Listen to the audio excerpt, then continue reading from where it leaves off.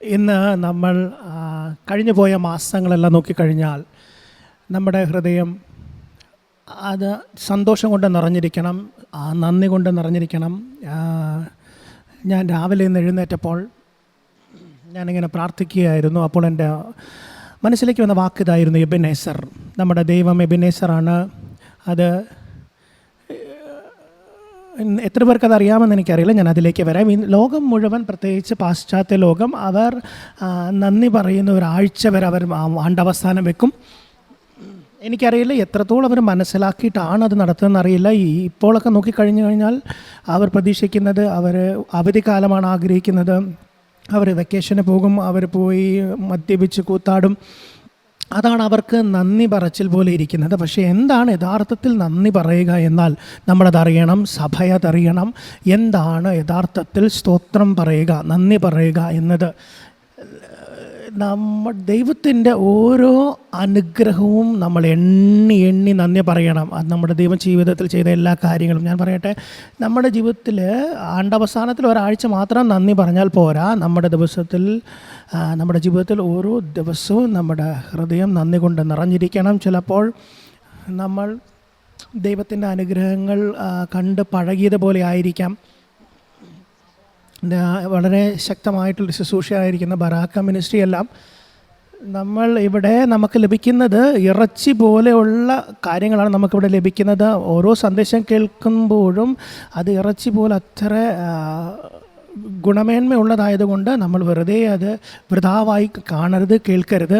ദൈവിക കാര്യങ്ങൾ അണ്ണാണ്ണി എപ്പോഴും പറയാറുണ്ട്, അത് നമ്മൾ വൃഥാവായിട്ട് എടുക്കരുത്. അണ്ണ ഇപ്പോഴും പറയാറുണ്ട്, എപ്പോഴും നമ്മുടെ ഹൃദയം ആ നന്ദിയാൽ നിറഞ്ഞിരിക്കണം. അതാണ് നമ്മൾ അങ്ങനെയുള്ളൊരു ലോകത്താണ് ജീവിച്ചിരിക്കുന്നത്. നമ്മൾ ജീവിക്കുന്ന ലോകത്ത് അവർ വളരെ സ്വാർത്ഥമായ ലോകമാണ്.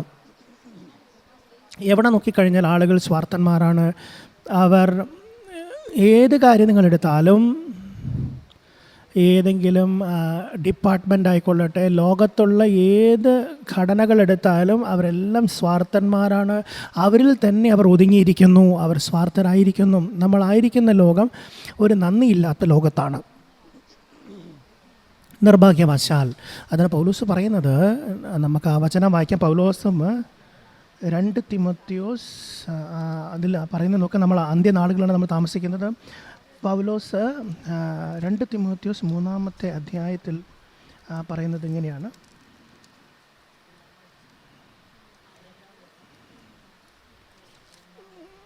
അവൻ പറയുന്നത് നോക്കുക, അന്ത്യകാലത്ത് ദുർഘട സമയങ്ങൾ വരും. 2 തിമോത്തിയോസ് 3-ന്റെ 1-ാമത്തെ വാക്യം. മനുഷ്യർ സ്വസ്നേഹികളും ദ്രവ്യാഗ്രഹികളും വമ്പ് പറയുന്നവരും അഹങ്കാരികളും ദുഷകന്മാരും അമ്മയപ്പന്മാരെ അനുസരിക്കാത്തവരും നന്ദി കെട്ടവരും അശുദ്ധരും വാത്സല്യമില്ലാത്തവരും. അങ്ങനെ ഒരുപാട് കാര്യങ്ങൾ പൗലോസ് അവിടെ പറയുന്നു. അന്ത്യകാലത്തുള്ള ഒരു ലക്ഷണം ആണ് നന്ദി കെട്ടവരാകുക. ലോകത്തെ നോക്കുക, മക്കൾ മാതാപിതാക്കളെ വഞ്ചിക്കുന്നു, ഭാര്യ ഭർത്താക്കന്മാരെ വഞ്ചിക്കുന്നു, ഭർത്താവിന് ഭാര്യയോട് നന്ദിയില്ലാതിരിക്കുന്നു. എല്ലാ ബന്ധങ്ങളിലും നമുക്കിതെല്ലാം കാണാൻ കഴിയും. അത് സഭയ്ക്കകത്ത് പോലും പ്രവേശിച്ചിരിക്കുന്നു. ഒരുപാട് നന്ദിയില്ലാത്തവർ ശുശ്രൂഷകളിൽ പോലും സഭയിൽ പോലും ഇരിക്കുന്നത് അത് നമ്മളെ ഹൃദയത്തെ തകർക്കുന്ന കാര്യമാണ്. നമ്മളൊരു ചെറിയ കൂട്ടമായിരിക്കുമ്പോൾ നമ്മൾ തീരുമാനിക്കണം, നന്ദിയുള്ളവരായിരിക്കാൻ തീരുമാനിക്കണം. ചിലപ്പോൾ നമ്മൾ മറന്നേക്കാം നമ്മുടെ ജീവിതത്തിൽ എന്താണ് സംഭവിച്ചത്, എന്താണ്. നമ്മളൊരു തിരക്കുള്ള ലോകത്താണ് ജീവിക്കുന്നത്. ഒരുപാട് വ്യതിയാനങ്ങൾ നമ്മുടെ ജീവിതത്തിൽ വരും, ഒരുപാട് വ്യതിയാനങ്ങൾ.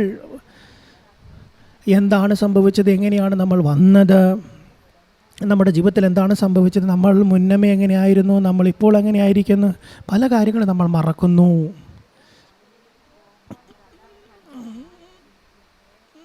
അത് ഏത് ദൈവ പൈതലിനും ഏറ്റവും അപകടകരമായുള്ള കാര്യമാണ്. അതുകൊണ്ടാണ് റോമർ 1-ാം അധ്യായത്തിൽ 21 പൗലോസ് പറയുന്നത് നോക്കുക, നമുക്കത് വായിക്കാം. റോമർ 1:21. അതുകൊണ്ടാണ് നിങ്ങൾക്ക് കാണാൻ കഴിയും, അപ്പോസ്തലനായ പൗലോസിൻ്റെ എല്ലാ ലേഖനങ്ങളും നന്ദി പറയുന്ന അപ്പോസ്തലൻ എന്നാണ് അറിയപ്പെട്ടിരുന്നത്. കാരണം എപ്പോഴും പൗലോസ് സകലത്തിനും എപ്പോഴും നന്ദി പറയുമായിരുന്നു. ഏത് ശുശ്രൂഷ ചെയ്തിരുന്നാലും ഏതെങ്കിലും ഒരു വ്യക്തിയെ കണ്ടുമുട്ടിയാലും എപ്പോഴും ഞാൻ നിന്നെ ഓർക്കുന്നു, ഞാൻ നിന്നെ ഓർത്ത് ദൈവത്തിന് സ്തോത്രം ചെയ്യുന്നു, എപ്പോഴും നിന്നെ പ്രാർത്ഥനയിൽ ഓർക്കുന്നു. ഞാൻ സകലത്തിനും ദൈവത്തിന് നന്ദി വിജയത്തിന്, അവന് കിട്ടിയ സ്വാതന്ത്ര്യത്തിന് എപ്പോഴും ദൈവത്തിന് നന്ദി പറഞ്ഞുകൊണ്ടേയിരുന്നു. കാരണം അവൻ്റെ ഹൃദയം നന്ദിയാൽ നിറഞ്ഞിരുന്നു.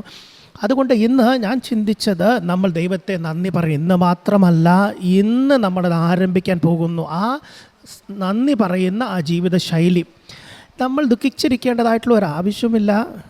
നമ്മുടെ ജീവിതത്തിൽ ഒരു കുറവും കാണേണ്ട ആവശ്യമില്ല. ക്രിസ്തു നമ്മളിലുള്ളപ്പോൾ നമ്മളെപ്പോഴും കേൾക്കുന്നതാണ്, നമ്മൾ സകലതും കേൾക്കുന്നതാണ്. പലപ്പോഴും നമ്മൾ കേട്ടിട്ടുണ്ട്, ക്രിസ്തു എന്നിരിക്കുന്ന ക്രിസ്തു മഹത്വത്തിൻ്റെ പ്രത്യാശയായിരിക്കുന്നു, ഞാൻ ക്രിസ്തുവിൽ പൂർണ്ണനായിരിക്കുന്നു. ദൈവികതയ്ക്ക് വേണ്ടുന്നതെല്ലാം, ഈ ലൗകിക ജീവിതത്തിന് വേണ്ടുന്നതെല്ലാം എനിക്ക് ക്രിസ്തുവിൽ നൽകപ്പെട്ടിരിക്കുന്നു, എല്ലാം നമ്മൾ കേൾക്കുന്നുണ്ട്.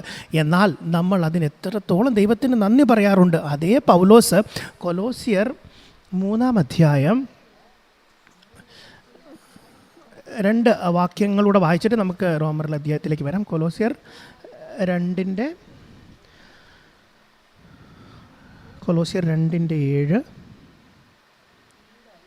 വേരൂന്നിയും ആത്മീക വർധന പ്രാപിച്ചും 6 കൂടെ നമുക്ക് വായിക്കാം. ആകയാൽ നിങ്ങൾ കർത്താവായ യേശു ക്രിസ്തുവിനെ കൈക്കൊണ്ടതുപോലെ അവൻ്റെ കൂട്ടായ്മയിൽ നടപ്പിൻ. അവനിൽ വേരൂന്നിയും ആത്മീക വർധന പ്രാപിച്ചും നിങ്ങൾക്ക് ഉപദേശിച്ച് തന്നതിന് ഒത്തവണ്ണം വിശ്വാസത്താൽ ഉറച്ചും സ്തോത്രത്തിൽ കവിഞ്ഞും ഇരുപ്പിൻ. എത്രയധികം ദൈവം നമ്മളെ പഠിപ്പിച്ചിരിക്കുന്നു. നമ്മൾ ക്രിസ്തുവിലായിരിക്കുന്നതിനെ കുറിച്ചുള്ള ഒരുപാട് സന്ദേശങ്ങൾ കേൾക്കുന്നു. അപ്പോൾ അതിൽ പൗലോസ് പറയുന്നത് നോക്കുക, നിങ്ങൾ എപ്പോഴും ദൈവത്തിൽ നിന്ന് പ്രാപിച്ചതിനോർത്ത് സ്തോത്രത്തിൽ കവിഞ്ഞും ഇരിപ്പീൻ. നിങ്ങൾ ക്രിസ്തുവിൽ വളരണം, ആ ഉപദേശത്തിൽ വളരണം. നിങ്ങൾ പ്രാപിച്ച വെളിപ്പാടിൽ വളരെ ഇന്നലെ പറഞ്ഞതുപോലെ നിങ്ങൾക്ക് ആ പൊതി അടിച്ചെടുക്കണമെങ്കിൽ, ക്രിസ്തുവിൽ നിന്ന് പ്രാപിച്ച് നിങ്ങൾ അറിയണമെങ്കിൽ, നിങ്ങൾ ആദ്യം സ്തോത്രം പറഞ്ഞുകൊണ്ട്, നന്ദി പറഞ്ഞുകൊണ്ടാണ് തുടങ്ങേണ്ടത്. ഞാൻ പറയട്ടെ, എൻ്റെ ഹൃദയം ഇന്ന് മുഴുവൻ നന്ദിയാൽ നിറയുകയാണ്. ഞാനതിന് എൻ്റെ ജീവിതത്തിൽ സംഭവിച്ച് ഓർക്കുമ്പോൾ എനിക്ക് നന്ദിയാൽ നിറഞ്ഞ് എൻ്റെ കണ്ണ് നിറയുകയാണ്. നമ്മൾ എത്രയധികം ദൈവത്തോട് നന്ദി പറയണം. ഈ ഒരാഴ്ച മാത്രമല്ല, നമ്മളത് ആരംഭിക്കണം. പലപ്പോഴും നമ്മളെ തന്നെ നമ്മൾ ഓർമ്മിപ്പിക്കണം ദൈവത്തോട് നന്ദി പറയുവാൻ. സാധാരണമായി നമ്മൾ സംസാരിക്കുമ്പോൾ നമ്മളെപ്പോഴും ദൈവം നൽകിയിരിക്കുന്ന നന്മ പെട്ടെന്ന് മറന്നു പോകുന്നവരാണ്. എന്നാൽ എല്ലാ മോശമായിട്ടുള്ള സംഭവങ്ങളെല്ലാം നമ്മുടെ ഓർമ്മയിലിരിക്കും. നിങ്ങൾ എന്നോട് ചോദിച്ചാൽ, ഞാൻ 5-ാം ക്ലാസ്സിൽ പഠിച്ചപ്പോൾ ഉണ്ടായിരുന്ന മോശമായി സംഭവിച്ച കാര്യം ഇന്നും എനിക്ക് ഓർമ്മയുണ്ട്. പക്ഷേ എന്ത് നന്മയാണ് ആ സമയത്ത് ചോദിച്ചതെന്ന് ചോദിച്ചാൽ, ഞാൻ കുറച്ച് ഓർത്ത് അത് നിങ്ങളോട് പറയേണ്ടതായിട്ട് വരിക. അതാണ് നമ്മുടെ ജഡത്തിൻ്റെ അവസ്ഥ, അതാണ് സാധാരണ മനുഷ്യൻ. അതുകൊണ്ടാണ് പഴയ നിയമത്തിൽ നിങ്ങൾക്ക് കാണാൻ കഴിയും, ദൈവം എപ്പോഴും തൻ്റെ ജനങ്ങൾ നന്ദിയുടെ യാഗം, ഒരു സ്തോത്രയാഗം അർപ്പിക്കണമെന്ന് അവൻ ആഗ്രഹിച്ചിരുന്നു. എല്ലായിടത്തും നിങ്ങൾ കാണാൻ കഴിയും, നിങ്ങൾ എന്നെ ഓർപ്പീൻ. ആവർത്തന പുസ്തകം 8:18 നിങ്ങൾക്ക് വായിക്കാൻ കഴിയും. നിങ്ങൾക്ക് ഒരുപാട് വചനം നൽകണമെന്ന് ഞാൻ ആഗ്രഹിക്കുന്ന കാരണം എനിക്ക് വചനം ഒരുപാട് ഇഷ്ടമാണ്. വേദപുസ്തകം വായിക്കുന്നത് എനിക്ക് വളരെ ഇഷ്ടമുള്ളതാണ്. ഞങ്ങൾക്കിവിടെ വളരെ ശക്തമായിട്ടുള്ളൊരു മാതാവും പിതാവുമാണ്. അവർ വചനത്താൽ നിറഞ്ഞവരാണ്. ഞാൻ തരുന്ന വചനങ്ങളെല്ലാം നിങ്ങൾ എഴുതിയെടുക്കുക, പിന്നീട് പോയിട്ട് നിങ്ങൾ വായിച്ചാൽ മതി. ദൈവം പറഞ്ഞു, ആവർത്തന പുസ്തകം 8:18 പറഞ്ഞു, നിങ്ങൾ ഓർക്കണം, നിങ്ങളുടെ ജഡമല്ല, നിങ്ങളുടെ ശക്തിയല്ല, അതല്ല നിങ്ങൾ സമ്പത്ത് കൊണ്ടുവന്നത്, നിങ്ങൾക്കുള്ള എല്ലാ അനുഗ്രഹങ്ങളും അത് എന്തുമായിക്കൊള്ളട്ടെ. നമ്മൾ ഇവിടെ എങ്ങനെയാണ് വന്നതെന്നറിയാം, നമ്മളിപ്പോൾ എങ്ങനെ ആയിരിക്കുന്നു എന്നറിയാം. ഇതെത്ര അനുഗ്രഹങ്ങളാണ് ദൈവം നമുക്ക് നൽകിയിരിക്കുന്നത്. നമ്മുടെ ശുശ്രൂഷയിൽ, നമ്മുടെ കുടുംബജീവിതത്തിൽ, നമ്മുടെ എല്ലാ ഭാഗങ്ങളിൽ നോക്കിയാലും ദൈവം എത്രയധികമാണ് നമ്മൾ അനുഗ്രഹിച്ചിരിക്കുന്നത്. ദൈവം പറയുന്നത് ഓർക്കുക. ആവർത്തന പുസ്തകം 8:18 വായിക്കാം. നമുക്ക് അധികം വചനം വായിക്കാം. എല്ലാവരും വേദപുസ്തകം എടുത്ത് വായിക്കണം. ഞാൻ പറയുമ്പോൾ വചനം എടുത്ത് വായിക്കാൻ.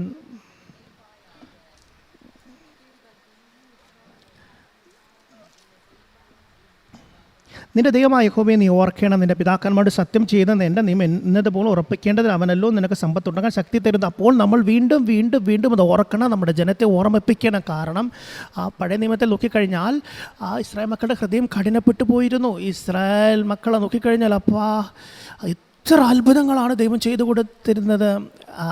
അവരുടെ കൺമുൻപിൽ ചെങ്കടൽ വിഭാഗിച്ചു എന്ന് പറഞ്ഞാൽ, നിങ്ങൾ ഇപ്പോൾ മറീന ബീച്ചിൻ്റെ മുമ്പിൽ പോയി നിന്ന് നിങ്ങളുടെ മുമ്പിൽ കടൽ വിഭാഗിക്കപ്പെട്ടു എന്ന് പറഞ്ഞാൽ നിങ്ങളുടെ ജീവിതത്തിൽ മറക്കാൻ കഴിയുമോ? സ്വർഗത്തിൽ നിന്ന് മന്നെ വിളിച്ചു വരുത്തി അവർ അത് അപ്പം കഴിക്കുന്നത് പോലെ അവരുടെ മന്ന കഴിച്ചു. എന്നിട്ടും ദൈവം നൽകിയ ഉപകാരങ്ങൾ അവർ മറന്നുപോയി, അവർക്കത് ഓർക്കാൻ കഴിഞ്ഞില്ല. അതാണ് നമ്മുടെ ജഡീകമായിരിക്കുന്ന സ്വഭാവം. അത് പെട്ടെന്ന് മറന്നു പോകുന്നു, ദൈവത്തിൻ്റെ നല്ല കാര്യങ്ങൾ മറന്നു പോകുന്നു. നിങ്ങളെപ്പോഴും ഓർക്കുക, പിശാച് തന്ത്രശാലിയാണ്, ചതിയനാണ്.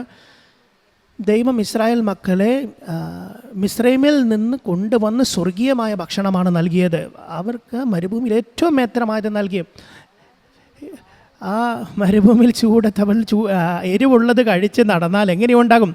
അതുകൊണ്ടാണ് ദൈവം അവർക്ക് സ്വർഗീയ ഭക്ഷണം നൽകാമെന്ന് പറഞ്ഞത്. അവർ മിസ്രൈമിൽ കഴിച്ച ഭക്ഷണത്തെക്കുറിച്ച് ഓർക്കുന്നു. അവരെന്തെല്ലാമാണോ അവിടെ നിന്ന് ലഭിച്ച ഉള്ളി, അതിനെക്കുറിച്ചെല്ലാം സംസാരിച്ചു കൊണ്ടിരുന്നു. അതെല്ലാം ദൈവത്തിൻ്റെ ഹൃദയത്തെ ഒരുപാട് മുറിപ്പെടുത്തി. ദൈവം പറയുന്നത്, നിങ്ങൾ ഓർക്കണം, ഞാനാകുന്നവൻ ഞാനാകുന്നു. നിങ്ങളുടെ പോക്കറ്റിലുള്ള ഓരോ പൈസയ്ക്കും നിങ്ങൾ നന്ദിയുള്ളവരായിരിക്കണം. നിങ്ങൾ ഇന്ന് ധരിക്കുന്ന ഓരോ വസ്ത്രവും, നിങ്ങൾ എന്തെല്ലാം ധരിച്ചിരുന്നാലും, നിങ്ങൾ കഴിക്കുന്ന ഏത് ഭക്ഷണമായിക്കൊള്ളട്ടെ, നമ്മുടെ ശുശ്രൂഷകളായിക്കോട്ടെ, എത്രയധികം ദൈവം നമ്മൾ അനുഗ്രഹിച്ചിരിക്കുന്നത്. അതുകൊണ്ടാണ് ദൈവം പറഞ്ഞിരിക്കുന്നത്, ഓർക്കുക, അത് നിൻ്റെ ശക്തിയല്ല നിങ്ങളെ സാമ്പത്തികമായി ഉയർത്തിയത്, എൻ്റെ ശക്തിയാണ്, ഞാനാണ് നിങ്ങളെ സാമ്പത്തികമായി അനുഗ്രഹിച്ചത്. ഒരു വർഷത്തിൻ്റെ അവസാനത്തെ ആഴ്ചകളിലല്ല മാത്രം ദൈവത്തോട് നന്ദി പറഞ്ഞാൽ പോരാ. എല്ലാ സമയവും സദാസമയം ദൈവമേ, നല്ല ഭക്ഷണം നമുക്ക് ലഭിക്കുമ്പോൾ നമ്മൾ പറയണം, കർത്താവേ നന്ദി. ഈ വർഷം എത്ര പ്രാവശ്യം നമ്മൾ ചിക്കൻ കഴിച്ചിരിക്കുന്നു, മട്ടൺ കഴിച്ചിരിക്കുന്നു, മീൻ കഴിച്ചിരിക്കുന്നു. എത്ര ആളുകൾക്കത് ലഭിച്ചിട്ടില്ല. എന്നിട്ടും ദൈവം നമ്മൾ അത്രയധികം പോഷിപ്പിച്ചു. നമ്മുടെ ദൈവം നമ്മളെ പോഷിപ്പിച്ച് വളർത്തിക്കൊണ്ടിരിക്കും, നമ്മളെ അത്രയധികം ഊട്ടിക്കൊണ്ടിരിക്കുന്നത്. അങ്ങനെയെങ്കിൽ നമ്മുടെ ഹൃദയം എത്രയധികം ആ നന്ദി കൊണ്ട് പൊങ്ങി വരണം. അതാണ് ദാവീദിൻ്റെ രഹസ്യം. ദാവീദിനെക്കുറിച്ച് എങ്ങനെയാണെന്ന് പറഞ്ഞത്, അവൻ എൻ്റെ ഹൃദയപ്രകാരമുള്ള മനുഷ്യൻ. സങ്കീർത്തനം നോക്കിക്കഴിഞ്ഞാൽ എല്ലായിടത്തും അവൻ പറയുന്നു, അവൻ തന്നെത്താനെ ഓർമ്മിപ്പിക്കുന്നുണ്ട്. ദാവീദ് അവൻ തന്നെത്താനെ ഓർമ്മിക്കുന്ന സങ്കീർത്തനം 103 നിങ്ങൾക്കറിയാം. എൻ മനമേ യഹോവയെ വാഴ്ത്തുക, എൻ്റെ സർവാന്തരംഗമേ അവൻ്റെ ഉപകാരങ്ങൾ, എൻ്റെ സർവാന്തരംഗമേ അവൻ്റെ വിശുദ്ധ നാമത്തെ വാഴ്ത്തുക. എൻ മനമേ യഹോവയെ വാഴ്ത്തുക, എൻ മനമേ അവൻ്റെ ഉപകാരങ്ങൾ ഒന്നും മറക്കരുത്. എപ്പോഴും നമ്മൾ ഇന്ത്യയിൽ നമ്മൾ നോക്കിക്കഴിഞ്ഞാൽ നമ്മുടെ പ്രാർത്ഥന കഴിയുമ്പോൾ നമ്മളിത് പറയാറുണ്ട്. എത്ര പേര് അർത്ഥം മനസ്സിലാക്കി പറയുന്നുണ്ടെന്ന് അറിയില്ല. പെട്ടെന്ന് പ്രബോടാന്ന് പറഞ്ഞ് നമ്മൾ തീർക്കുന്നതല്ലാതെ അർത്ഥം മനസ്സിലാക്കി പറയുന്നുണ്ടോ എന്ന് നമ്മൾ ചിന്തിക്കേണ്ടതുണ്ട്.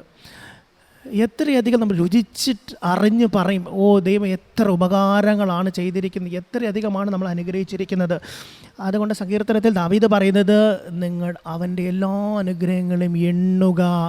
എല്ലാ അനുഗ്രഹങ്ങളും നമുക്ക് എണ്ണുവാൻ കഴിയുമോ? അത് സാധ്യമാണ്.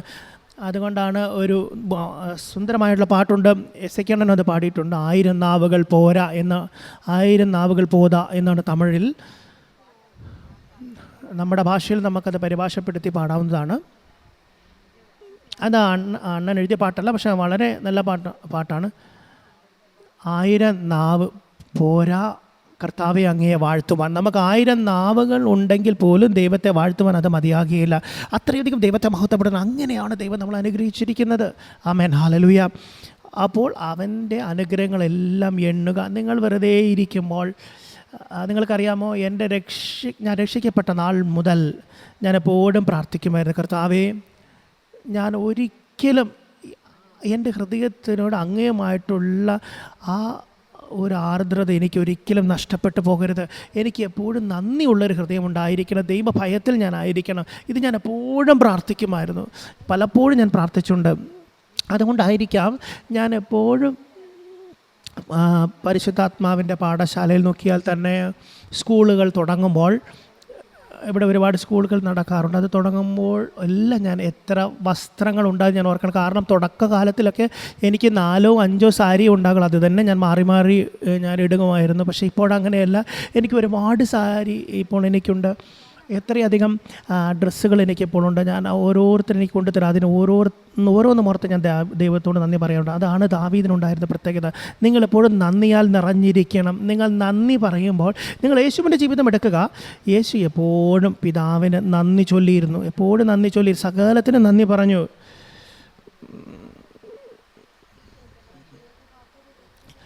ശിഷ്യന്മാർ യേശുവിനെ ഓടി വന്നിട്ട് അവരിൽ നിന്ന് കൂടെ നടന്ന അത്ഭുതങ്ങളെക്കുറിച്ച് പറഞ്ഞു. യേശുവെ, ഭൂതങ്ങൾ പുറത്തായി എന്ന് പറഞ്ഞപ്പോൾ യേശു സന്തോഷം കൊണ്ട് തുള്ളിച്ചാടി നൃത്തം ചെയ്തുകൊണ്ടാണ് ദൈവത്തെ നന്ദി പറഞ്ഞത്, പിതാവിന് നന്ദി പറഞ്ഞത്. പലയിടങ്ങളിലും അത് നമുക്ക് കാണാൻ കഴിയും. ആ അപ്പത്തെ ഇരട്ടിപ്പിക്കുന്ന ആ സമയത്ത് 4000 പേരുടെ മുമ്പിലും 5000 മുന്നിലും ദൈവം പിതാവിനെ സ്തോത്രം ചെയ്തു നന്ദി പറഞ്ഞു. നിങ്ങൾ നന്ദി പറയുമ്പോൾ നിങ്ങൾ ആ ജീവിതത്തിൽ ഒരു വർധനവിൻ്റെ അത്ഭുതം നിങ്ങൾക്ക് കാണാൻ കഴിയും. നിങ്ങളുടെ ജീവിതത്തിൽ ഒരു വർധനവ് നിങ്ങൾ കാണാൻ ആഗ്രഹിക്കുന്നുവെങ്കിൽ, എന്തുമായിക്കൊള്ളട്ടെ, പണമായിക്കൊള്ളട്ടെ, നമ്മുടെ ദൈവം അത്ഭുതങ്ങളുടെ ദൈവമാണ്. ദൈവം നമ്മുടെ ജീവിതത്തിലെ കഴിഞ്ഞു പോയ അത്ഭുതങ്ങളെ ഓർക്കണമെന്ന് ദൈവം ആഗ്രഹിക്കുക. അതുകൊണ്ടാണ് പഴയ നിയമത്തിൽ ദൈവം പറഞ്ഞത്, ഓർക്കുക. യേശു എപ്പോഴും അവൻ ഓർത്തിരുന്നു. അവൻ്റെ പിതാവിനെ അവൻ ഓർത്തിരുന്നു. അവൻ അറിയാമായിരുന്നു അവൻ സ്വതവേ ഒന്നും ചെയ്തിട്ടില്ല എന്ന് യേശുവിന് അറിയാമായിരുന്നു. ദൈവമായിരിക്കെ, ദൈവപുത്രനായിരിക്കെ അവൻ എപ്പോഴും പിതാവിനോട് ആ നന്ദിയോട് ഏറ്റു പറഞ്ഞിരുന്നു, നന്ദി പറഞ്ഞുകൊണ്ടേയിരുന്നു. നമ്മൾ എത്രയധികം ദൈവത്തോട് നന്ദി പറയാറുണ്ട്. നമ്മൾ സകലത്തിന് നന്ദി പറയാൻ തുടങ്ങിയാൽ നമ്മുടെ ജീവിതത്തിലെ വർധനം നമുക്ക് കാണാൻ കഴിയും. വർഷം അവസാനിക്കുന്നതിന് മുന്നമേ നിങ്ങൾ ദൈവത്തോട് നന്ദി പറയാൻ തുടങ്ങുക. ഞാൻ പറയട്ടെ, നിങ്ങളുടെ ജീവിതത്തിൽ ഒരു വർധനം, അത്ഭുതം കാണുമെന്ന് ഞാൻ നിങ്ങൾക്ക് ഉറപ്പ് തരാം. നിങ്ങൾ ദൈവത്തോട് നന്ദി പറയുക. എൻ്റെ ഭർത്താവ് പറഞ്ഞതുപോലെ എല്ലാ സ്തുതിഗീതങ്ങൾ എടുക്കുക. ഞാൻ എപ്പോഴും ചെയ്യാറുണ്ട്.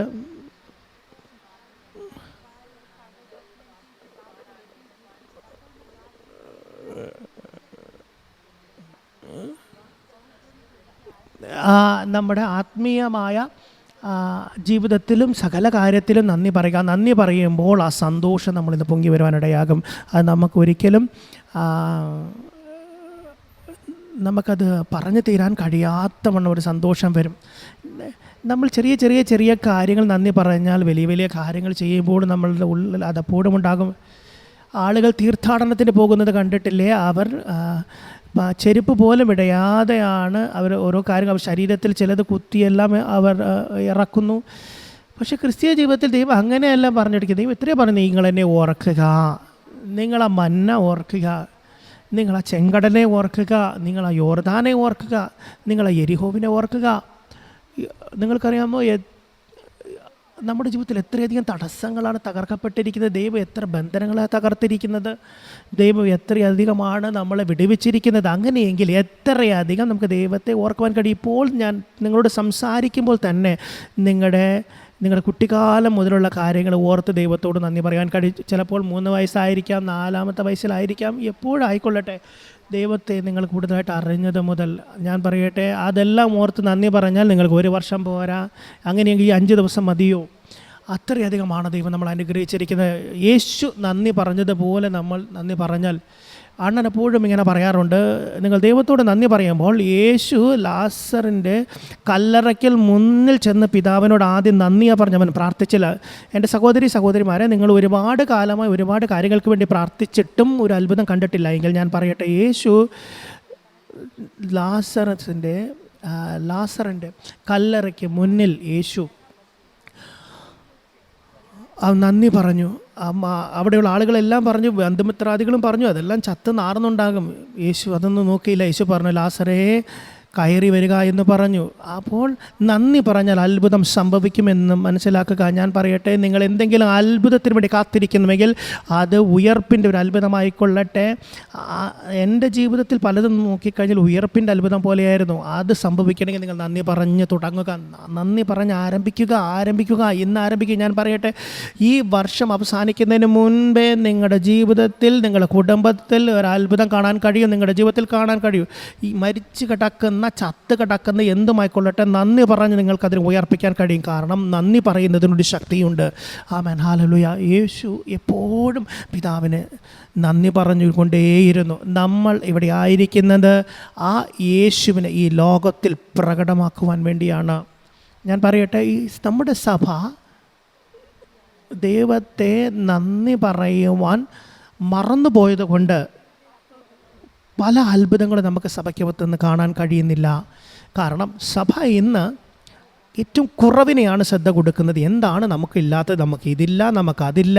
നമ്മുടെ ശ്രദ്ധ ദൈവം നമ്മുടെ ജീവിതത്തിൽ ചെയ്തതിനെ അല്ല ഇപ്പോൾ ശ്രദ്ധ പോയിരിക്കുന്നത്. ഇന്ന് നമ്മുടെ ഹൃദയം ആ ദൈവികമായിട്ടുള്ള നന്ദി കൊണ്ട് നിറഞ്ഞിരിക്കട്ടെ. നമ്മൾ ദൈവവുമായിട്ട് നന്ദി പറയാൻ തുടങ്ങുക. അതുകൊണ്ടാണ് പഴയ നിയമത്തിൽ പറയുന്നത്, നിങ്ങൾ ഓർക്കുക, ഞാൻ നിങ്ങളുടെ ജീവിതത്തിൽ ചെയ്ത ഒരു ഉപകാരങ്ങൾ നിങ്ങൾ മറക്കരുത്.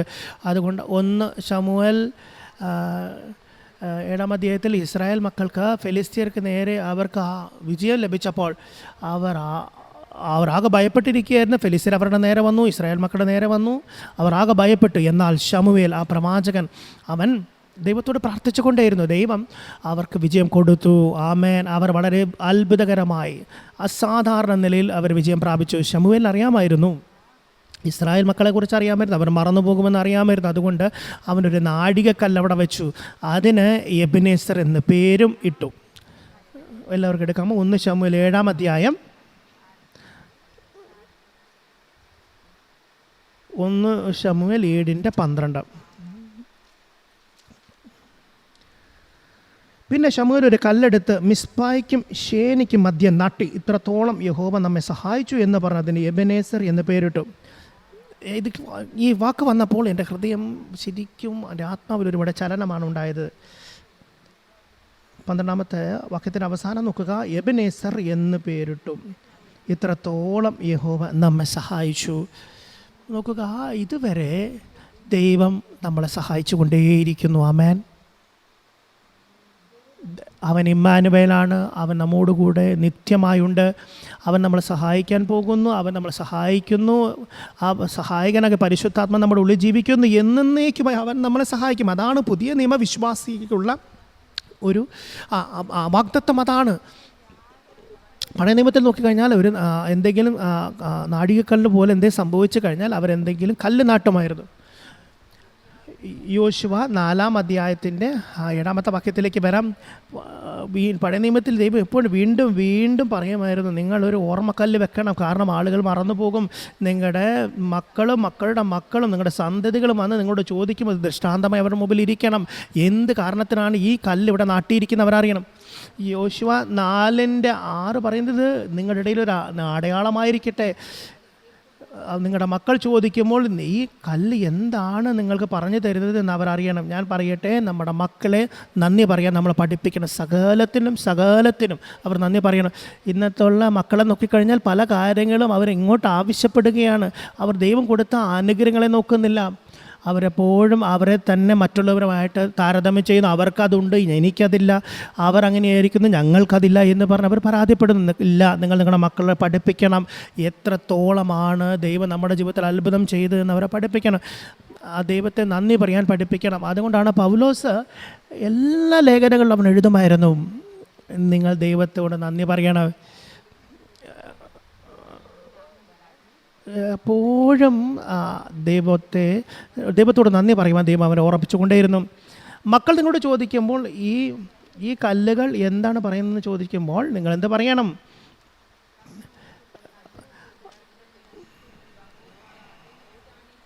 ഇത് നിങ്ങളുടെ ഇടയിൽ ഒരു അടയാളമായിരിക്കണം. ഈ കല്ല് എന്ത്? നിങ്ങളുടെ മക്കൾ വരും കാലം ചോദിക്കുമ്പോൾ യോർദാനിലെ വെള്ളം യഹോവയുടെ നിയമപ്പെട്ടകത്തിന് മുമ്പായി 2 പിരിഞ്ഞ് നിയമത്തിന് തന്നെ അവരോട് പറയണം. അത് യോർദാൻ കടന്നപ്പോൾ യോർദാൻ വെള്ളം 2 പിരിഞ്ഞത് കൊണ്ട് ഈ കല്ലിൽ ഇസ്രായേൽ മക്കൾ എന്നേക്കും ജ്ഞാപകമായിരിക്കണം. അതായത് തലമുറകൾ മാറി മാറി അത് ഓർക്കണം. നമ്മുടെ ദൈവത്തിൻ്റെ നന്മകളെ ഓർക്കണം, ദൈവത്തിൻ്റെ അത്ഭുതങ്ങളെ ഓർക്കണം. എത്രയധികം നിങ്ങൾ ഓർക്കാറുണ്ട്? നിങ്ങളുടെ ജീവിതത്തിൽ ചെയ്ത അത്ഭുതങ്ങൾ എത്രത്തോളം നിങ്ങൾ ഓർക്കാറുണ്ട്? 10 കുഷ്ഠരോഗികൾ യേശുവിൻ്റെ അടുക്കൽ വന്നു. 10 പേർക്കും സൗഖ്യം വന്നു. പക്ഷേ ഒരുവൻ മാത്രമേ വന്ന് സൗഖ്യം പറഞ്ഞു. നമ്മൾ കുഷ്ഠരോഗികളല്ല, നമ്മളതുപോലെയല്ല. നമ്മുടെ ഉള്ളിൽ ആ നന്ദിയുടെ ആത്മാവുണ്ട്. നമ്മൾ ഒരിക്കലും മറക്കരുത്. എന്തെല്ലാമാണ് നമ്മുടെ ജീവിതത്തിൽ ചെയ്തിട്ടുള്ളത്, ഓരോ അത്ഭുതങ്ങളും നമ്മൾ മറക്കരുത്. ഞാൻ പറയുന്നത്, നിങ്ങൾ ഓരോ അത്ഭുതങ്ങളും നിങ്ങളുടെ ജീവിതത്തിൽ സംഭവിച്ചു മുതൽ നിങ്ങൾ എഴുതി വെക്കണം. എന്നിട്ട് പരിശുദ്ധാത്മാവോട് ചോദിക്കുക. ഓർമ്മ വരുന്നില്ലെങ്കിൽ ചോദിച്ച് പരിശുദ്ധാത്മാവിൽ നിന്ന് പ്രാപിച്ച് നിങ്ങളത് എഴുതി വെച്ച് നിങ്ങൾ നന്ദി പറയണം. എന്തൊക്കെയാണ് ദൈവം എൻ്റെ ജീവിതത്തിൽ ചെയ്തിരിക്കുന്നത്. ഞാനെന്ന് ജീവിച്ചിരിക്കുന്നത് തന്നെ അത്ഭുതമാണ്. എത്രയധികം രീതിയിൽ പിശാച് പോരാട്ടങ്ങളെ കൊണ്ടുവന്ന് എന്നെ തകർക്കാൻ ശ്രമിച്ചു. ആരോഗ്യമായിട്ടുള്ള പോരാട്ടങ്ങൾ, മാനസികമായിട്ടുള്ള പോരാട്ടങ്ങൾ, എത്രയധികം എൻ്റെ മക്കളോട് പിശാച് പോരാടി. എന്നാൽ ദൈവം സകലത്തിൽ നിന്നും ഞങ്ങളെ വിടുവിച്ചു. ആമേൻ. അതുകൊണ്ട് ദാവീദ് പറയുന്നത്, ദൈവം എന്നെ വിടുവിച്ചു, എൻ്റെ എല്ലാ ശത്രുക്കളിൽ നിന്നും അവൻ എന്നെ വിടുവിച്ചു, അതുകൊണ്ടാണ് ഞാൻ ഹൃദയം നിറഞ്ഞു കവിയുന്നതെന്ന് പറയുന്നത്. ദാവീദ് എപ്പോഴും അവൻ ഓർത്തിരുന്നു, ഞാൻ ആടുകളുടെ പുറകിലായിരുന്നു, എന്നാൽ ദൈവമേ നീ എന്നെ രാജാവാക്കി. ഞാൻ ആടുകളുടെ പുറകിലായി ഇങ്ങനെ നടന്നുകൊണ്ടേയിരിക്കുകയായിരുന്നു, പക്ഷേ ദൈവമേ നീ എന്നെ ഉയർത്തി. നമ്മൾ ഓർക്കണം, നമ്മൾ എവിടെ നിന്നാണ് വന്നിരിക്കുന്നത്. നിങ്ങൾ ബറാക്ക മിനിസ്ട്രിയിലേക്ക് വന്നപ്പോൾ നിങ്ങൾ എങ്ങനെയാണ് വന്നതെന്ന് ഓർക്കുക. പലപ്പോഴും എങ്ങനെയായിരുന്നു എന്ന് പറയാൻ പോലും ആഗ്രഹിക്കാറില്ല. അപ്പോൾ ഇവിടെ ഇരിക്കുന്ന പലർക്കും ഇംഗ്ലീഷിൽ സംസാരിക്കാൻ പോലും അറിയില്ലായിരുന്നു. പക്ഷേ നമ്മൾ ഇന്ന് ഇങ്ങനെ ആയിരിക്കുന്നു. എത്രയധികം ആണ് ഈ ശുശ്രൂഷ നമ്മൾക്ക് വേണ്ടി ചെയ്തിരിക്കുന്നത്, ഈ മിനിസ്ട്രി നമുക്കായി ചെയ്തിരിക്കുന്നത്. പൗലോസിനെ നിങ്ങൾക്ക് പുതിയ നിയമത്തിൽ നോക്കിക്കഴിഞ്ഞാൽ അവനുള്ള പ്രത്യേകത നിങ്ങൾക്ക് മനസ്സിലാകും. ഞാൻ മൊത്തം നോക്കി, ലേഖനത്തിൽ മുഴുവൻ നോക്കി, 31 വാക്യങ്ങളുണ്ട് പൗലോസ് നന്ദി പറയുന്ന വാക്യങ്ങൾ മാത്രം. പുതിയ നിയമത്തിൽ ലേഖനങ്ങളിൽ 31 വാക്യങ്ങൾ നന്ദി പറയാൻ വേണ്ടി മാത്രം പൗലോസ് ഉപയോഗിച്ചിരിക്കുന്നു. അവൻ എല്ലാ വിശുദ്ധന്മാർക്കും നന്ദി പറഞ്ഞിട്ടുണ്ട്.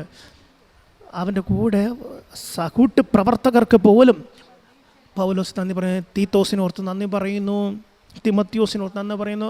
റോമർ 16-ാം അധ്യായത്തിൽ കാണാൻ കഴിയും. എല്ലാവരും ഓർത്ത് നന്ദി ചൊല്ലുന്നുണ്ട് അവിടെ പൗലോസ്. അവൻ പറയുന്നത്, ഞാൻ നിങ്ങളെപ്പോഴും എൻ്റെ പ്രാർത്ഥനയിൽ ഓർക്കുന്നു, സ്തോത്രം ചെയ്യുന്നു. എത്രത്തോളം അവൻ നന്ദി പറയുന്നു. എത്ര പേര് അണ്ണിക്ക് ഓർക്കാറുണ്ട്, നന്ദി പറയാറുണ്ട്. അതേ നമ്മൾ പ്രാർത്ഥിക്കാറുണ്ട്, ദൈവമേ അണ്ണിക്കായി സ്തോത്രം എന്ന് പറയുന്നത്. പക്ഷേ നന്ദി നിറഞ്ഞുകൊണ്ട് അവർ നമ്മുടെ ഹൃദയത്തിലേക്ക് അവർ പകർന്നതോർത്ത് എത്രയധികം നന്ദി പറയുന്നുണ്ട്. ദൈവം കൊടുത്തിരിക്കുന്ന കാര്യങ്ങൾ നമ്മുടെ ജീവിതത്തിലേക്ക് അത് ചെയ്യുമ്പോൾ ആ നന്ദി അവർ അർഹിക്കുന്നില്ലേ? നമ്മൾ അവരിൽ നിന്ന് പ്രാപിച്ചിരിക്കുന്ന സത്യങ്ങൾ ഓർത്ത് ദൈവത്തെ നന്ദി പറയേണ്ടതായിട്ടില്ല. നമ്മൾക്ക് പറഞ്ഞിരുന്ന ഓരോ വെളിപ്പാടുകൾ ഓർത്ത് നമ്മൾ നന്ദി പറയണ്ടേ? നമ്മൾ എത്രയധികമാണ് അനുഗ്രഹിക്കപ്പെട്ടിരിക്കുന്നത്, എത്ര സത്യങ്ങൾ നമ്മൾ അറിഞ്ഞിരിക്കുന്നു. നമ്മൾ വേറെ ഏതോ ഒരു ഇപ്പോൾ ശരിക്കും പറഞ്ഞാൽ യഥാർത്ഥത്തിൽ നന്ദിയുള്ളവരാണെങ്കിൽ വേറൊരു മണ്ഡലത്തിൽ എത്തേണ്ടവരാണ്. ശരിയാണ്, നമ്മൾ മഹത്വത്തിൽ പോകുന്നു. പക്ഷേ നമ്മൾ അണ്ണാണ്ണിയെ ഓർത്തെല്ലാം ഓർക്കണം, അവർക്ക് വേണ്ടി നന്ദി പറയണം, പ്രാർത്ഥിക്കണം. നമ്മുടെ നേതാക്കന്മാരെ ഓർത്ത് ദൈവത്തിന് നന്ദി പറയണം. നമ്മുടെ മാതാപിതാക്കളെ ഓർത്ത് നന്ദി പറയണം. ഓരോ വ്യക്തിയും നമ്മുടെ ജീവിതത്തിൽ ഓരോ കാര്യങ്ങൾ ചെയ്തിട്ടുള്ള എല്ലാവരെയും ഓർത്ത് നന്ദി പറയണം. നിങ്ങളിവിടെ ഇരിക്കുന്നത് തന്നെ ദൈവം നിങ്ങൾ രക്ഷിക്കപ്പെട്ടത് കൊണ്ടാണ്. എന്നാൽ അതിനിടയിൽ പ്രവർത്തിച്ച ചിലരുണ്ട്. അതിൻ്റെ പുറകിൽ ദൈവം ആരെയോ ഉപയോഗിച്ചു. നിങ്ങളെ ആ കൃത്യസമയത്ത് നിങ്ങളുടെ ആവശ്യത്തിന് ദൈവം ഉപയോഗിച്ചു. നിങ്ങൾ രക്ഷയിലേക്ക് വന്നു. നിങ്ങൾ ആ വഴിയിൽ, നിങ്ങൾ ജീവിത വഴിയിൽ നിങ്ങൾ കണ്ട എല്ലാവരെയും ഓർത്ത് നന്ദി പറയണം. പൗലോസ് പറയുന്നത് ഇങ്ങനെയാണ്, ഞാൻ സകലരെ ഓർത്ത് ഞാൻ സ്തോത്രം ചെയ്യുന്നു. ഇന്ന് നിങ്ങൾ ഓർക്കണമെന്ന് ഞാൻ ആഗ്രഹിക്കുന്നു. നിങ്ങളെ മുറിവേൽപ്പിച്ചവരെക്കുറിച്ച് ഓർത്ത് പോലും നന്ദി പറയുക. അതുകൊണ്ടാണ് പൗലോസ് പറയുന്നത് 1 തെസ്സലോനിക്കർ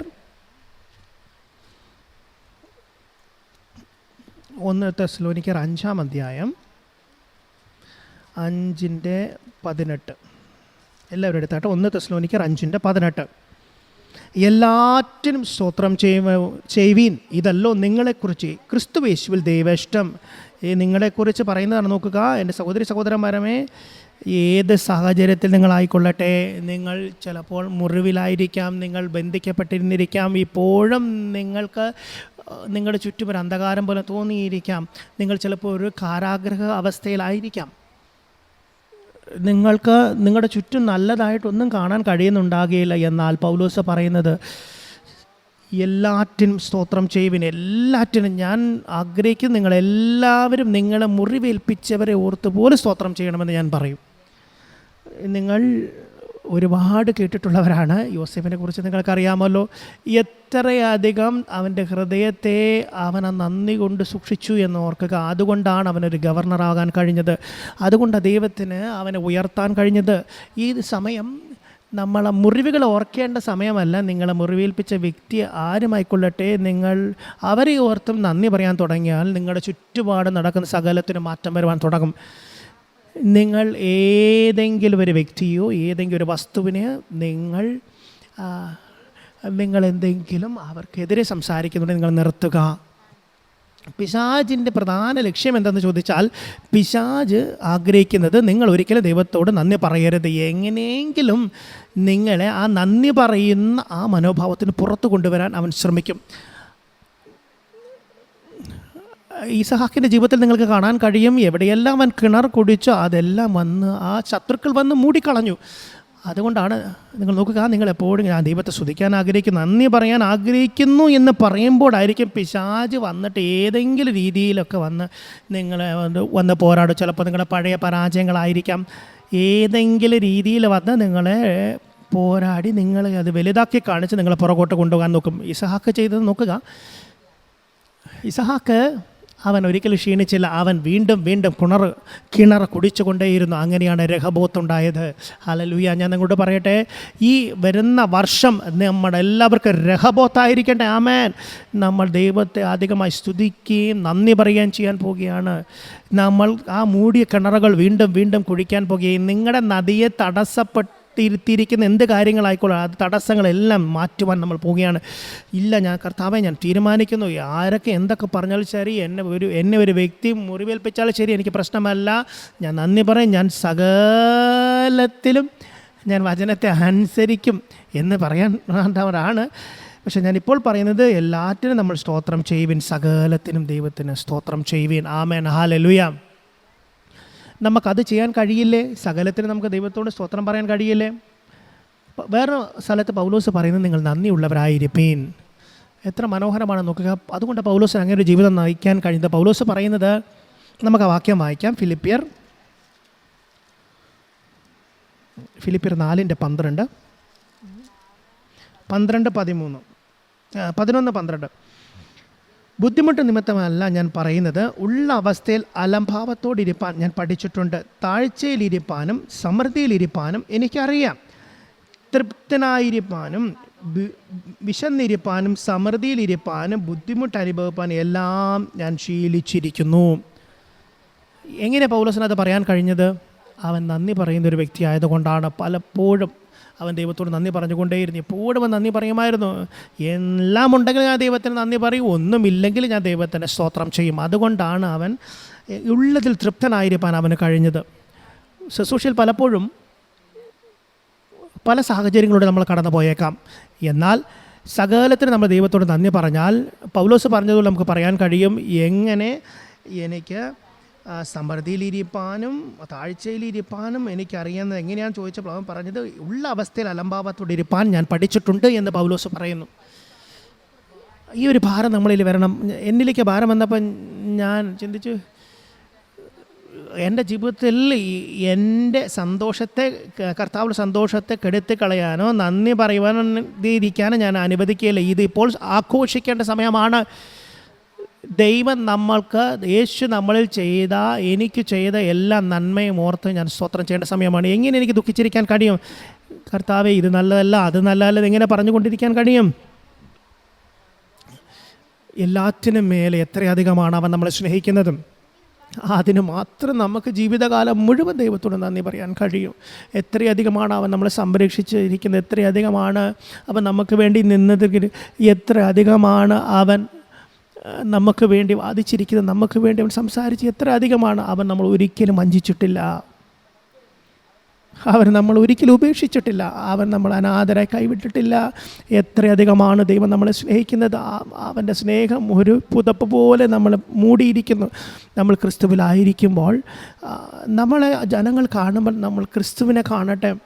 അതിന് വരെ ആളുകൾ നമ്മളെ കാണുമ്പോൾ മറ്റൊന്നും നമുക്ക് പറയാനിടയാകരുത്. നമ്മുടെ ജീവിതത്തിൽ ഏറ്റവും വലിയ കാര്യമാണ് അവൻ നമ്മുടെ മേൽ ചൊരിഞ്ഞ ആ സ്നേഹം. എത്രയധികം ഇപ്പോൾ നമ്മൾ യഥാർത്ഥത്തിൽ അവൻ്റെ സ്നേഹത്തെ ആഘോഷിക്കേണ്ട സമയമാണ്, അവന് നന്ദി പറയേണ്ട സമയമാണ്. ഞാൻ പഴയ നിയമത്തിൽ പറഞ്ഞതുപോലെ ദൈവം ആഗ്രഹിച്ചത് എപ്പോഴും എന്നെ ഓർക്കണമെന്നായിരുന്നു. അവരുടെ ഹൃദയത്തിന് മാറ്റം സംഭവിച്ചിരുന്നില്ല. അവരുടെ ഹൃദയം കഠിനപ്പെട്ടു പോയി. എസ്കേൽ 37 പറയുന്നത് പോലെ കല്ല് പോലുള്ള ഹൃദയം, പുതിയ നിയമത്തിൽ വരുമ്പോൾ ആ കല്ലുപോലെ ഹൃദയത്തെ മാംസളമാകുന്ന ഹൃദയമായി മാറ്റി നിങ്ങൾക്ക് ആ നന്ദി പറയുന്ന എല്ലാ കാര്യങ്ങളും നിങ്ങൾക്ക് വീട്ടിൽ എഴുതി വെച്ചിട്ട് അത് എഴുതി ഭിത്തികളിൽ ഒട്ടിച്ച് വെച്ച് നിങ്ങൾക്ക് നന്ദി പറയാം. അതിനേക്കാളെല്ലാം നന്ദി പറയേണ്ടത് എന്തിനെന്ന് ചോദിച്ചാൽ അവൻ്റെ ആത്മാവിനെ നമുക്ക് നൽകിയിരിക്കുന്നു, പരിശുദ്ധാത്മാവിനെ നൽകിയിരിക്കുന്നു. അവൻ നമുക്ക് സകലത്തെക്കുറിച്ച് ഓർമ്മപ്പെടുത്തും. എവിടെ ഒരു കുറവുണ്ടെങ്കിൽ അവൻ നമ്മൾ കാണിച്ചു തരും. കുറവുണ്ട് എന്ന് പറയുമ്പോൾ പരിശുദ്ധാത്മാവ് പറയും, ഈ ഒരു സാഹചര്യത്തിൽ എങ്ങനെയാണ് ദൈവം നിങ്ങളെ സഹായിച്ചത്, ഞാൻ സഹായിച്ചത് എങ്ങനെയാണെന്ന് അറിയില്ലേ എന്ന് പരിശുദ്ധാത്മാവ് നമ്മളെ ഓർമ്മപ്പെടുത്തും. സകലത്തെയും അവൻ ഓർമ്മപ്പെടുത്തും. അപ്പോൾ ആ കുറവുകളുള്ള സാഹചര്യത്തെ മറികടക്കാൻ നമുക്ക് കഴിയും. ആത്മാവിൽ നിറഞ്ഞ ഒരു വിശ്വാസിയുടെ ഒരടയാളം നന്ദി പറയുന്നവൻ, സ്തോത്രം ചൊല്ലുന്നവനായിരിക്കും. എഫേസ്യർ 5:20. എഫേസ്യർ 5:18 മുതൽ വായിക്കാം. എഫേസ്യർ 5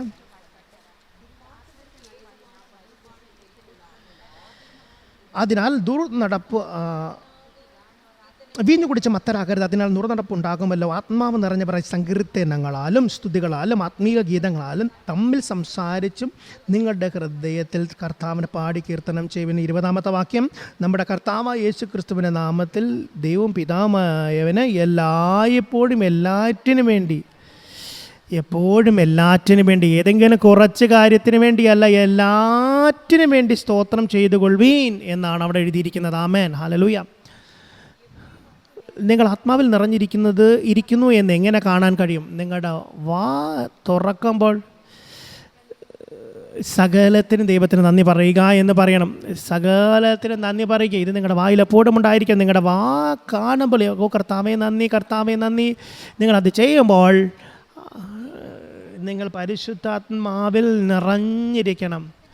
ഒരു പുതിയ നിയമ വിശ്വാസി നിലയിൽ എത്ര ഭാഗ്യമാണ് നമുക്ക് നോക്കുക. പഴയ നിയമത്തിൽ നോക്കിക്കഴിഞ്ഞാൽ അവർ യോർദാന് കടന്ന സമയത്ത് അവർ കല്ല് നാട്ടണമായിരുന്നു, എന്നിട്ട് മക്കൾ അത് നോക്കി പറയണമായിരുന്നു. എന്നാൽ പുതിയ നിയമത്തിൽ വരുമ്പോൾ പരിശുദ്ധാത്മാവ് നമ്മുടെ ഉള്ളിലുണ്ട്. അപ്പോൾ ക്രിസ്തു മഹത്വത്തിന് പ്രത്യാശയായി നിങ്ങളിൽ ഇരിക്കുമ്പോൾ, പരിശുദ്ധാത്മാവ് നിങ്ങളുടെ ഉള്ളിൽ ജീവിക്കുമ്പോൾ, അവൻ സ്തുതിയുടെയും ആരാധനയുടെ ആത്മാവാണ്, അവൻ നന്ദിയുടെ ആത്മാവാണ്. അവൻ നിങ്ങളുടെ ഉള്ളിലുള്ളപ്പോൾ സദാസമയവും നിങ്ങൾക്ക് പാടുന്ന, സങ്കീർത്തനം പറയുന്ന, സ്തോത്രം ചെയ്യുന്ന വ്യക്തിയായിരിക്കാൻ കഴിയും. സകലത്തിനും എപ്പോഴും കർത്താവിനെ സ്തോത്രം ചെയ്യുക, അതാണ് ആത്മാവിൽ നിറഞ്ഞ ഒരു വ്യക്തിയുടെ അടയാളം.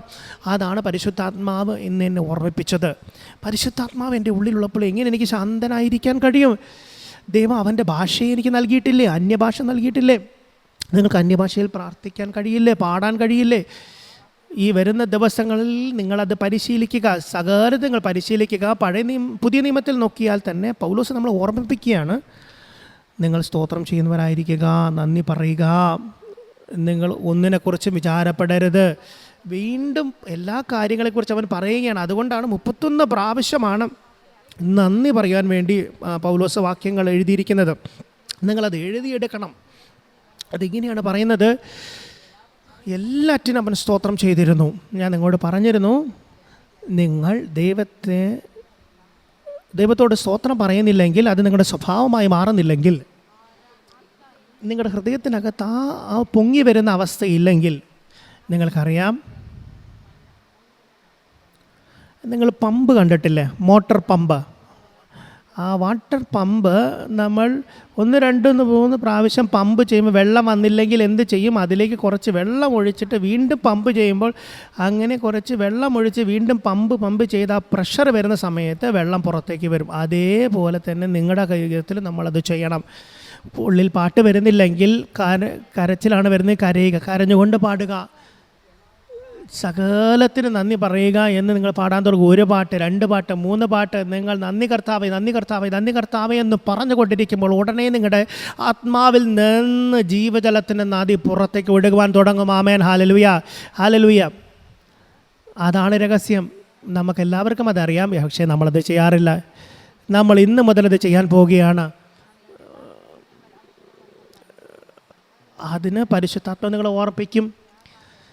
നിങ്ങളിങ്ങനെ പോകും, പരിശുദ്ധാത്മാവ് പറയും, ഇല്ലല്ല, ഈ സമയമാണ് ആഘോഷിക്കേണ്ടത്, ഇത് സ്തോത്രം പറയേണ്ട സമയമാണ്, എപ്പോഴും നിങ്ങൾ സ്തോത്രം പറയുക, ഇതൊരു അടയാളമാണ്. ഇതാണ് ആത്മാവിൽ നിറഞ്ഞൊരു വ്യക്തിയുടെ അടയാളം. എപ്പോഴും നന്ദി പറഞ്ഞുകൊണ്ടേയിരിക്കും. ഇന്ന് നമ്മൾ തീരുമാനിക്കാൻ പോവുകയാണ്, കർത്താവ് ഇന്ന് മുതൽ ഞാൻ ദൈവത്തെ നന്ദി പറയാൻ പോവുകയാണ്. നിങ്ങളുടെ ജീവിതത്തിൽ നടന്ന കാര്യങ്ങൾ മാത്രമല്ല, ബറാക്ക മിനിസ്ട്രിയെക്കുറിച്ച് നന്ദി പറയാൻ പോവുകയാണ്. അണ്ണിക്ക് ഓർത്ത് നന്ദി പറയാൻ പോവുകയാണ്. നന്ദിയുള്ളൊരു ഹൃദയം അതെങ്ങനെ വിശദീകരിക്കണമെന്ന് എനിക്കറിയില്ല. നിങ്ങൾ നന്ദി പറയുന്നില്ലെങ്കിൽ, ദൈവത്തോട് നന്ദി പറയുന്നില്ലെങ്കിൽ ഒരു അപകടം വരുമെന്ന് ഓർക്കുക. നിങ്ങൾ ഒരാഴ്ച ഇങ്ങനെ എഴുതി വെച്ച് നന്ദി പറഞ്ഞു നോക്കുക, അത് നിങ്ങളുടെ ജീവിതത്തിൻ്റെ ശൈലിയായി, ജീവിതത്തിൻ്റെ ഭാഗമായി മാറുക. പൗലോസ് റോമർ 1:21 പറയുന്നത് നമുക്ക് നോക്കാം. വളരെ ശക്തമായിട്ടുള്ളൊരു വാക്കാണ്, വളരെ ശക്തമായിട്ടുള്ളൊരു വാക്യം. റോമർ 1:21 ബെനിറ്റാണി എപ്പോഴും നമ്മോട് എപ്പോഴും പറയുന്ന ഒരു വാക്യമാണത്. 20-21 ഒരുമിച്ച് വായിക്കാം. അവൻ്റെ നിത്യശക്തിയും ദിവ്യത്വവുമായി അവൻ്റെ അദൃശ്യ ലക്ഷണങ്ങൾ രോഗസൃഷ്ടി മുതൽ അവൻ്റെ പ്രവൃത്തികളാൽ ബുദ്ധിക്ക് തെളിവായി വെളിപ്പെട്ടു വരുന്നു. അവർക്ക് പ്രതിവാദമില്ലാതിരിക്കേണ്ടതിനു തന്നെ അവർ ദൈവത്തെ അറിഞ്ഞിട്ടും അവനെ ദൈവമെന്ന് ഓർത്ത് മഹത്വീകരിക്കുകയോ നന്ദി കാണിക്കുകയോ ചെയ്യാതെ തങ്ങളുടെ നിരൂപണങ്ങളിൽ വ്യർത്ഥരായി തീർന്നു. അവരുടെ വിവേകമില്ലാത്ത ഹൃദയം ഇരുണ്ടുപോയി. ഒന്ന് സങ്കല്പിച്ചാട്ടെ, എത്രയധികം നമുക്ക് ദൈവത്തെ അറിയാം. ദൈവത്തെ അറിഞ്ഞിട്ടും, അവൻ്റെ അത്ഭുതങ്ങളെ അറിഞ്ഞിട്ടും, അവൻ്റെ അനുഗ്രഹത്തെ അനുഭവിച്ചിട്ടും, സകലതും അറിഞ്ഞതിന് ശേഷവും നമ്മൾ അവനെ മഹത്വീകരിക്കുന്നില്ലെങ്കിൽ ആ ദൈവത്തിന് കൊടുക്കേണ്ട മഹത്വം നമ്മൾ കൊടുത്തേ മതിയാകൂ.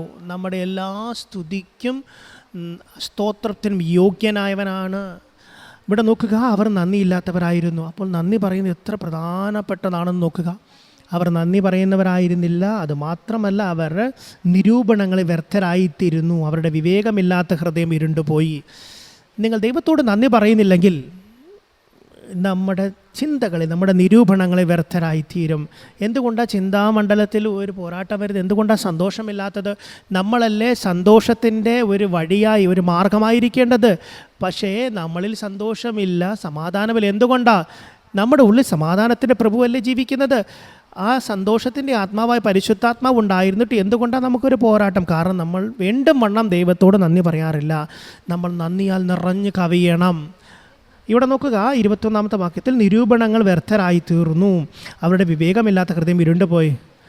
അപ്പോൾ നമ്മുടെ ജീവിതത്തിൽ ശരിക്കും ഇരുണ്ട ഒരവസ്ഥ ഉണ്ടാക്കേണ്ട ഒരാവശ്യവുമില്ല. നന്ദി പറയുന്നവരായിരുന്നാൽ ദൈവം വച്ചിരിക്കുന്ന സകല അനുഗ്രഹങ്ങളും, ആ കാൽവരി കുരിശിൽ പ്രാപിച്ച സകല അനുഗ്രഹം നമുക്ക് അവകാശമാക്കാൻ കഴിയും. ക്രിസ്തുയേശുവിലുള്ള സകല അനുഗ്രഹം നമുക്ക് നൽകിയിരിക്കുന്നു. അത് നന്ദി പറഞ്ഞുകൊണ്ട് അത് പ്രാപിച്ചെടുക്കാൻ നമുക്ക് കഴിയും. 1000 പ്രാവശ്യം നമ്മളത് കേട്ടിട്ടുണ്ട്. എന്നാൽ നമ്മൾ ഇന്ന് അത് ചെയ്യുവാൻ പോവുകയാണ്. കേൾക്കുക മാത്രമല്ല, നമ്മളത് ചെയ്യുവാനും പോവുകയാണ്. പുതിയ നിയമവിശ്വാസി എന്ന നിലയിൽ നമ്മളത് ചെയ്യാൻ പോവുകയാണ്. അതുകൊണ്ടാണ് ഞാൻ പറഞ്ഞ, അന്ത്യകാലങ്ങളിൽ നന്ദിയില്ലാത്ത ഒരു മനോഭാവം നമ്മൾ ഒരിക്കലും അനുഭവിക്കരുത്. നിങ്ങൾ അണ്ണാണിയെ കാണുമ്പോൾ നിങ്ങൾ ദൈവത്തോട് നന്ദി പറയുക. നിങ്ങൾ മാതാപിതാക്കളെ കാണുമ്പോൾ നിങ്ങൾ അവരോട് തന്നെ നന്ദി പറയുക. അവരെ കാണുമ്പോൾ നന്ദി പറയുക. ഏതെങ്കിലും ചെറിയ കാര്യത്തിന് പേര് നന്ദി പറയുക. അതാണ് നമ്മൾ പ്രധാനമായി പഠിക്കേണ്ടത്. കാരണം നമ്മൾ ആളുകളെ പലപ്പോഴും നമ്മുടെ ആവശ്യങ്ങൾക്ക് വേണ്ടി ഉപയോഗിക്കാറുണ്ട്. ഒരു ചെറിയ കാര്യം ചെയ്തിരുന്നാലും നമ്മൾ ചിലപ്പോൾ അവരോട് നന്ദി പറയണമെന്നില്ല. പക്ഷേ നിങ്ങൾ നന്ദി പറയണം, ദൈവത്തോട് നന്ദി പറയണം. നിങ്ങൾ പൗലോസിൻ്റെ ലേഖനങ്ങൾ എടുത്ത് നോക്കി, എല്ലാ സഭകളെ ഓർത്തവൻ നന്ദി പറയാറുണ്ട്. എൻ്റെ കുറവിൽ നിങ്ങളാണ് എന്നെ സഹായിച്ചത്. എല്ലാ സഭകളിലും എന്തെല്ലാമാണോ വെച്ചാൽ അതിന് ഓരോന്ന് എണ്ണി പൗലോസ് നന്ദി പറയുന്നുണ്ട്.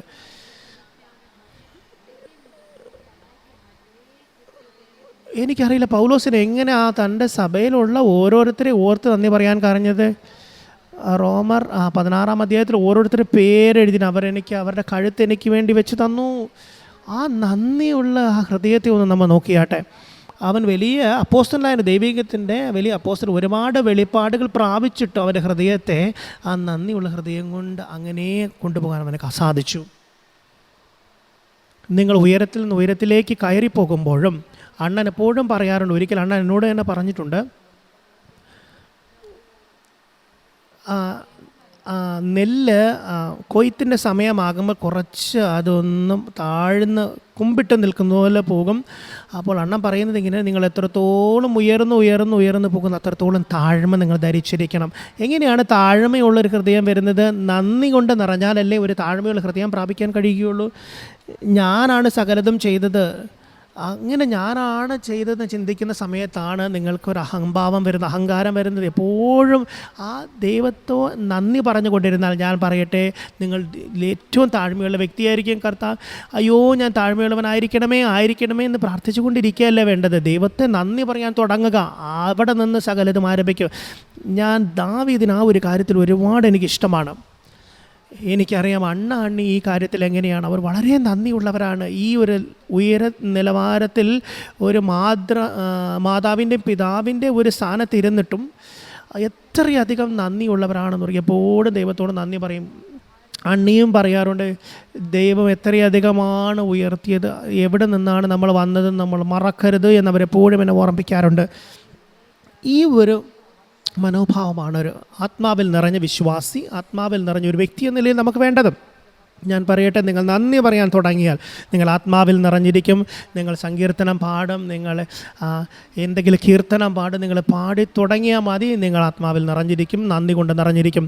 പരിശുദ്ധാത്മാവ് പൂർണ്ണമായിട്ട് നിങ്ങളെ നിറച്ച് നിങ്ങളുടെ ജീവിതത്തെ അവൻ ആളത്തം വഹിക്കുവാനിടയാകും. ഈ ഒരാഴ്ച മാത്രം പോരാ. ഇന്നു മുതൽ കർത്താവെ, ഞാൻ നന്ദി പറയുന്നൊരു വ്യക്തിയാകാൻ തീരുമാനിക്കുന്നു എന്ന ഒരു തീരുമാനം നമുക്കെടുക്കാം. നമ്മളെപ്പോഴും ഒരു കുറവ് നോക്കും, അതുപോലെ പിശാചും കുറവ് കാണിച്ചു കൊണ്ടിരിക്കും. നിനക്ക് അതില്ല ഇതില്ല എന്ന് പറഞ്ഞത് പിശാചിന് വലിയ ഒരു നുണയാണ്. ഓർക്കുക, നമ്മൾ ക്രിസ്തുവിൽ പൂർണ്ണനായിരിക്കുന്നു. പൂർണ്ണർ എന്ന് പറഞ്ഞാൽ പൂർണ്ണത പ്രാപിച്ചവർ. ക്രിസ്തുവിൽ ഒരു കുറവുമില്ല. നമ്മളിൽ അങ്ങനെയെങ്കിൽ ഒരു കുറവുമില്ല. ദൈവം സകലം നമുക്ക് നൽകിയിരിക്കുന്നു.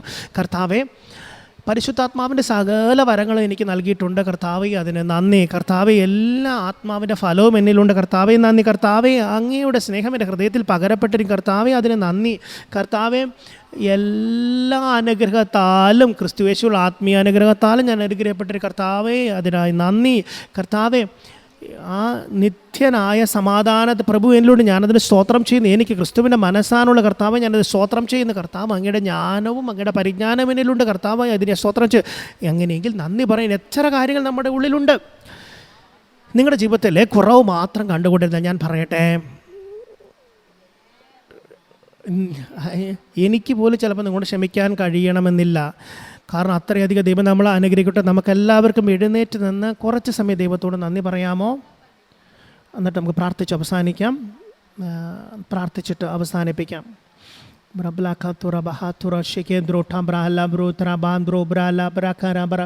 നിങ്ങളുടെ വാകളെ തുറന്ന്, എല്ലാവരും വാകളെ തുറന്ന് കുറച്ച് സമയം ദൈവത്തെ നന്ദി പറഞ്ഞാൽ, നിങ്ങളൊരു നദിയാണ്, നിങ്ങളുടെ ഉള്ളിലൊരു നദിയുണ്ട്.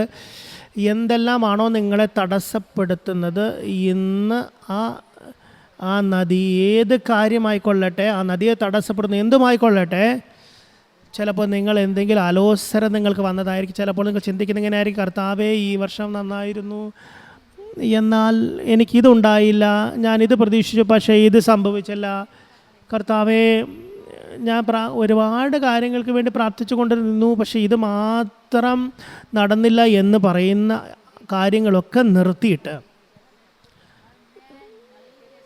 ഞാൻ പറയട്ടെ, നിങ്ങൾ സകലതും പ്രാപിച്ചിട്ടുണ്ട്, പക്ഷേ നിങ്ങളുടെ നഗ്നനേത്രങ്ങൾ കൊണ്ട് അത് ഇതുവരെ കണ്ടിട്ടില്ല. നിങ്ങൾ അതുകൊണ്ട് ഇപ്പോൾ ചെയ്യേണ്ടത്, കർത്താവെ, എന്താണ് ഇതുവരെ പ്രാപിക്കാത്തതെന്നല്ല, കർത്താവ്, ഇതുവരെ ഞാൻ പ്രാപിച്ചതിനെ ഓർത്ത് ഞാൻ നന്ദി പറയും. കർത്താവെ, അങ്ങയുടെ രക്ഷ ഒന്ന് മാത്രം ഓർത്താൽ, കർത്താവെ, അങ്ങയുടെ സ്നേഹത്തെ ഓർത്താൽ, എല്ലാവരും വാകളെ തുറന്ന് ആ സ്തോത്രത്തിൻ്റെ നദി നിങ്ങളിൽ നിന്ന് ഒഴുകട്ടെ. എത്രയധികം വാകളെ തുറന്ന് ഉറക്കെ നന്ദി പറയാൻ പറ്റും, അത്രയധികം നന്ദി കൊണ്ട് നിങ്ങളുടെ ഹൃദയം നിറയട്ടെ, നിങ്ങളുടെ വാകൾ നിറയട്ടെ. കർത്താവെ, അങ്ങയുടെ നദി ഒഴുകട്ടെ. എല്ലാ തടസ്സങ്ങളും, കർത്താവെ, പിശാച് നിങ്ങളുടെ ജീവിതത്തിൽ ഇട്ടിരിക്കുന്ന എല്ലാ ഉറവുകളെ അടച്ചിട്ടുണ്ടെങ്കിൽ, ആ സ്തോത്രത്തിൻ്റെ ഉറവ് അടച്ചു വെച്ചിട്ടുണ്ടെങ്കിൽ, യേശു ക്രിസ്തുവിൻ്റെ നാമത്തിൽ ഞാൻ കൽപ്പിക്കുന്നു, കർത്താവെ, എല്ലാ തടസ്സങ്ങളെ ഞങ്ങൾ നീക്കം ചെയ്യുന്നു. കർത്താവെ, ഞങ്ങൾ തീരുമാനിക്കുന്നു കർത്താവ് ഇസഹാക്ക് കിണർ വീണ്ടും വീണ്ടും കുടിച്ചതുപോലെ, പിശാച് ശത്രു മൂടിക്കളഞ്ഞ കിണറുകൾ വീണ്ടും വീണ്ടും ഇസഹാക്ക് കുടിച്ചതുപോലെ കർത്താവ് ഞങ്ങൾ വീണ്ടും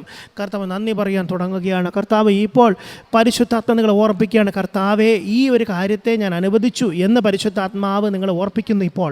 അതുകൊണ്ടാണ് കർത്താവെ എനിക്ക് അങ്ങേ നന്ദി പറയാൻ കഴിയാതെ പോയത്.